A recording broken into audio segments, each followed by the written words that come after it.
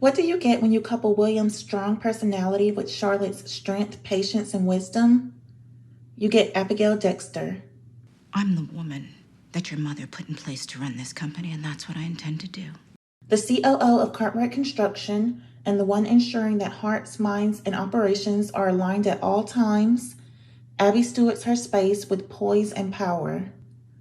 Cleaning house, removing every stain and lifting every frown, she is the hope and the light that have been long awaited. She is Abby in charge, and she is just getting started. Success in the C-suite. Abby manages risk and inefficiencies. This deal is front-loaded. All the gain is upon completion. COOs don't simply wait around for problems to happen. Instead, they anticipate them. One of Abby's duties is to monitor financial risk.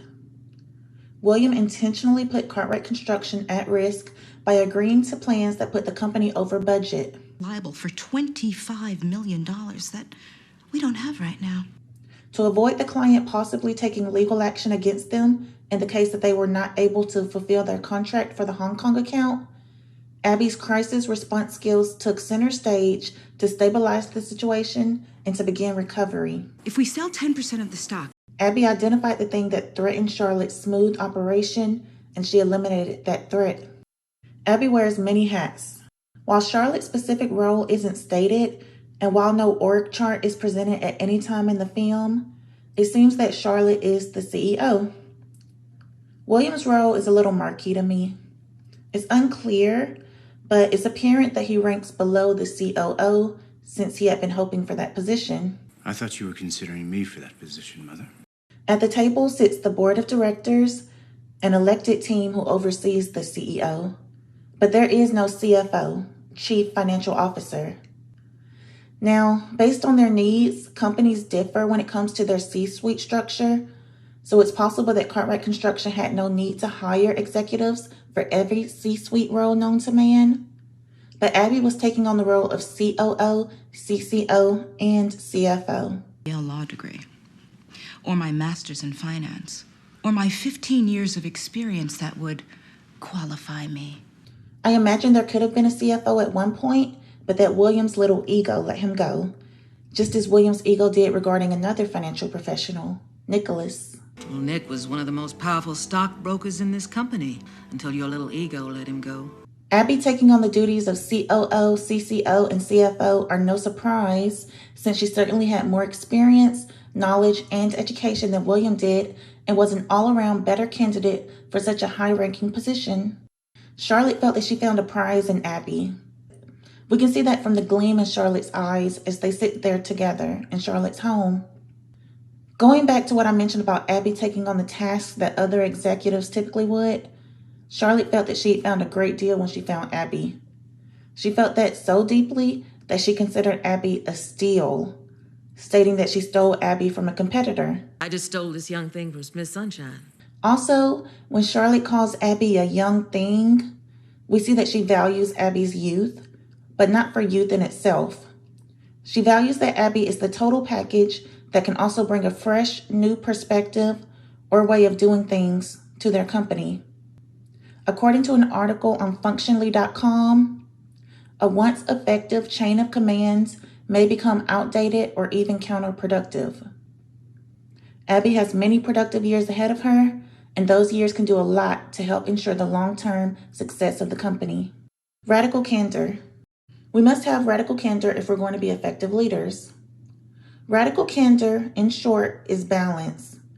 It is knowing when to be soft with your direct reports and when to be more candid. Knowing how and when to position it is key. Some think of radical candor as a sandwich, a praise to an employee's performance, followed by an opportunity for growth, and topped off by another praise. However, the feedback sandwich isn't the best way to describe what COOs do because their direct reports are generally more seasoned and expect time with their leader to be effective for their development. Let's take a look at how Abby describes Andrea's performance. I think you do a great job here. But as I've been evaluating your performance and going over your records, I've come across some things that concern me. There is no sandwiching here during Andrea's impromptu performance review. No one has the time nor the interest. Andrea has a seat at the big kids table and is going to be treated as such.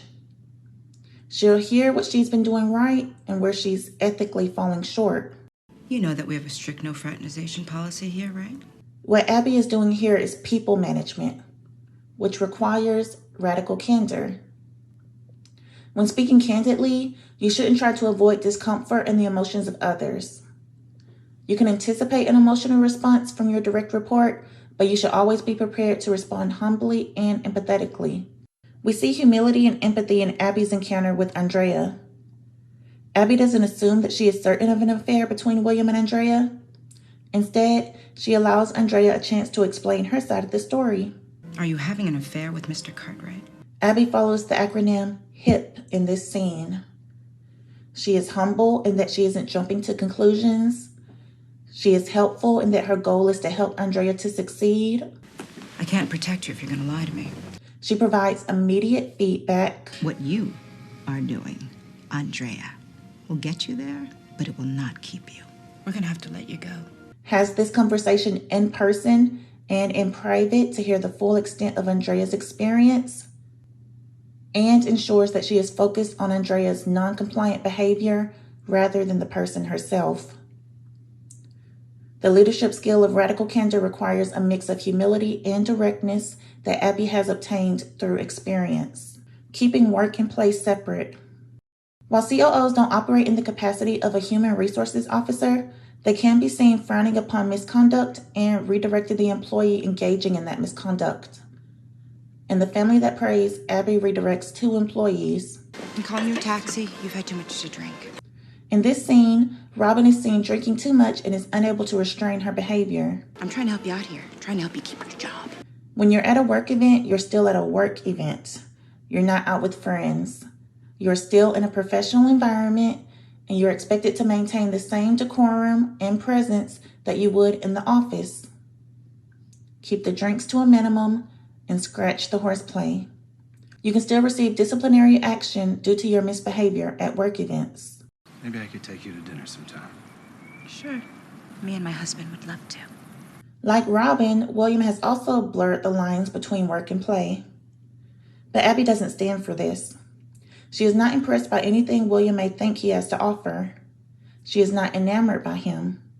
She is focused on her position and her duties, which are ensuring that operations remain in good health, holding her subordinates accountable, and seeing the CEO's vision through one mindful measure at a time. She can feasibly expand operations without placing further strain on the company's resources. And I know that if you give me a little time, I'll be able to take your company global. She speaks realistically and doesn't over-deliver. Charlotte is pleased to hear Abby say that she can take the company global if given sufficient time. In this interview, Abby's admission that time is needed is a reminder and a positioning of her experience, as well as her tact. Confirming to Charlotte that taking the company global will take time reassures Charlotte that Abby is going to put together measurable goals to build within a preset budget, a budget which Abby later shares with the board is already very stressed. Setting clear expectations is a strong leadership skill, and planning to grow steadily, predictably, and consistently align with the CEO's desire to deliver reliable results to their clients while also keeping the company above water. As COO, Abby doesn't bring the drama. Instead, she brings alignment. Trustworthy and true, Abby brings a purity and clarity that is as clear as the water she stands before. Just as water transforms landscapes over time, Abby changed the landscape of Cartwright Construction one teachable moment and termination at a time. Also, just as water flows around obstacles, Abby has what it takes to navigate or flow around every negative corporate politic at play within her company. Not only that, but she also has the power to contain those politics. Never self-seeking nor playing into how some influential colleagues may perceive her, and aligned with the vision of the CEO, Even though collaborative leadership may sometimes mean challenging the CEO when it comes to what's best for the company, Abby has the heart of a chief operating officer. Dominating with experience and insight, and possibly taking on the role as interim CEO due to Charlotte's passing, Abby will continue to reign with grace, understanding, and tact in the C-suite.